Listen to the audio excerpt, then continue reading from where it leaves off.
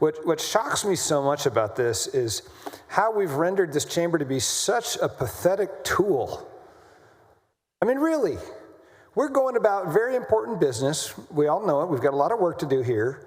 And Washington, D.C. calls down and says, I want 5 new seats. And they conjure up this absurd pretext of a constitutional dilemma. I mean, we're also violating separation of powers again. The legislature is preemptively assuming that we have a constitutional problem with the composition of these congressional districts. That's not our decision. The courts figured that stuff out. That's why we've been tied up in litigation for 4 or 5 years already in El Paso. I'm just surprised that we don't have more pride in the Senate as an institution. We drew the maps. Why on earth would we say, well, okay, we'll give you 15 new seats? Maybe we should redistrict every 6 months. Every time the public is unhappy with bad performance in Washington, D.C., and threatens to hold the legislature accountable for their, I'm going to delete the expletives, bad policies, we'll just redistrict in order to avoid accountability.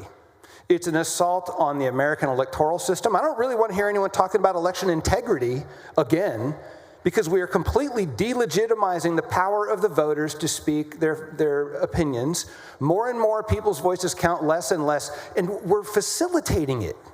And we don't need to. This is pretty simple. We should just tell Washington, D.C., no, we have better, more important things to do. There's a bunch of stuff on this call that I don't think should be on here, but I don't really begrudge having to be here. I don't even begrudge losing the vote. But this stuff, this is appalling. It's embarrassing. And I really think everybody in this chamber ought to simply say, no, we're not a tool. We are our own legislative body. Let's stand up for ourselves and legislate the things we're supposed to, not this garbage.